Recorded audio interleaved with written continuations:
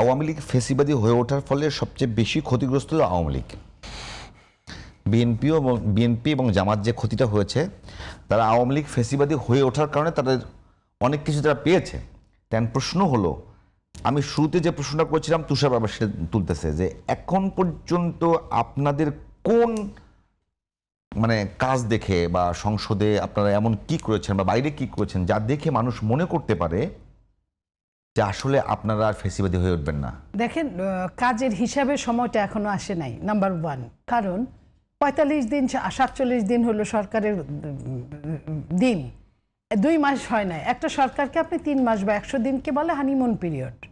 তা এর মধ্যে সরকার অনেক সমস্যার উপর দিয়ে যাচ্ছে। আমি আবারও বলছি, তুষার অবশ্যই জানে এটা।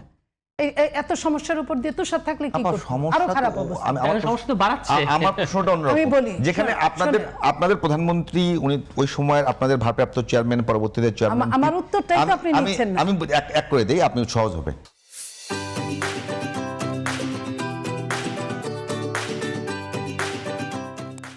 তিনি যখন বললেন যে আপনাদের রেইনবো ন্যাশনের কথা তো মনে আছে, আপনারা জাতীয় সরকার করবেন, এই এসে যদি 60টা বা 59টা বা 64টা এরকম সবগুলো জেলা পরিষদের চেয়ারম্যান নিজেদের লোক বানান, তাহলে আপনারা ছাড় দেওয়ার জায়গাটা কোথায়? আমি আপনাকে একটু বলি, সেটা হলো আপনি যেটা বললেন রেইনবো নেশনের মধ্যেই আমরা আছি এখন পর্যন্ত, স্টিল নাও।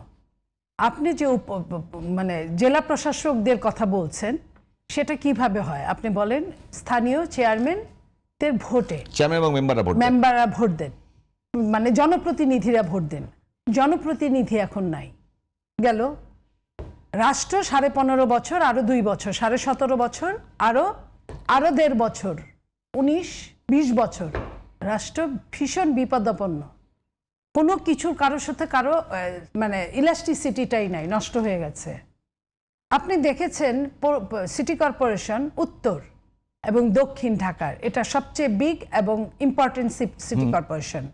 সেইখানে ইন্টারিম সরকার যা করেছে এটা বলার মতো না। আদালত রায় দেওয়ার পরে একজন ব্যক্তিকে, যে কিনা আদালতের রায় আছে, নির্বাচন কমিশন তাকে গ্যাজেট বের করার পরে যে কোনো মূল্যে তাকে বসতে দেওয়া হবে না। একটা ইন্টারিম গভর্নমেন্টের কাছে এটা আশা করে নাই বিএনপি, কিন্তু সেটা আন্দোলন করেও কিন্তু সেইখানে আন্দোলনকে বন্ধ করতে হয়েছে, বিএনপির বন্ধ করতে হয়েছে। অন্যভাবে অন্য জায়গা রাস্তা খালি করে দিয়েছে, কিন্তু এটা দিবে না। তো এখান থেকে বিএনপি শিখেছে, গেল 1 নাম্বার। 2 নাম্বার, আপনার অনেক দিন জেলা প্রশাসন যেটা স্থানীয় সরকারের ভোটে নির্বাচিত হবে, স্থানীয় সরকার ভোট করতে মিনিমাম, যদি আমি কালকে থেকেও শুরু করি, সমস্ত বাংলাদেশে ভোট করতে 1.5-2 বছর লেগে যাবে। ততদিন জেলা প্রশাসনটা খালি থাকবে।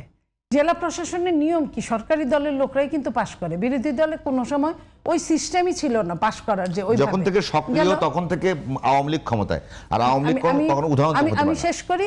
তারপরে আপনার গেল প্রশাসনে যেটা বিএনপি শিখেছে, হ্যাঁ, আমাদের যারা পায় নাই বিভিন্নভাবে বড় দল বিভিন্নভাবে মূল্যায়ন করতে হয়। মূল্যায়নটা বড় কথা না, বড় কথাটা ছিল এটা খালি গেলে সমস্যা বাড়বে বই, কমবে না। খুব তাড়াতাড়ি সিটি কর্পোরেশনের নির্বাচনের ঘোষণা ইতিমধ্যে কিন্তু আপনার নির্বাচন কমিশন প্রাইমারি ঘোষণা দিয়েছেও, শুরু হয়ে যাবে।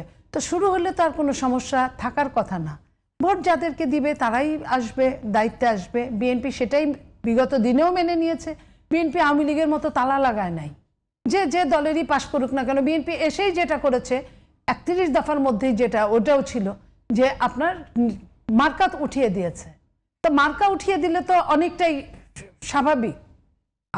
আমি আর আপনি এক এলাকার থাকলে, আমি যত বড় নেতাই হই না কেন, জনগণ যদি আপনাকে পছন্দ করে, মার্কা আমারও নাই আপনারও নাই, ভোটটা কিন্তু আপনাকেই দিবে অথবা তুষারকে দিবে। তো সেই জায়গায় তো সমস্যা থাকার কথা না। এখন আপনি যেটা আমি সদ্য শিখলাম ইন্টারিম সরকারের কাছ থেকে, তো আমি এটা আশা করি নাই। ওইটা কি আপনারা ইমপ্লিমেন্ট করছেন? হ্যাঁ, না, একটা জিনিস আপনি বলেন না যে শিখছো কোথায়, বলে ঠেকছিলাম যেথায়।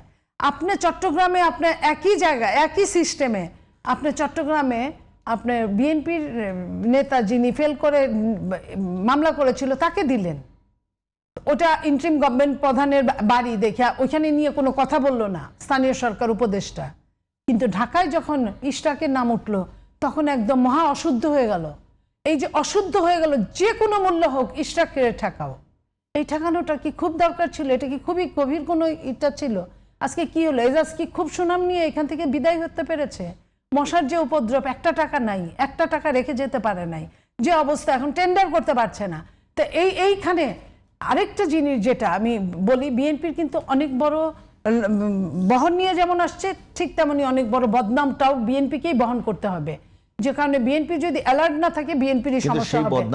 আমি শেষ করি লাইনটা, সেটা হলো যে আমার সন্তান আমার জন্য যতটা পূর্বে কাটবে, আমার ভাড়া করা সন্তান কিন্তু আমাকে বিপদগ্রস্ত ফেলার চেষ্টা করবে।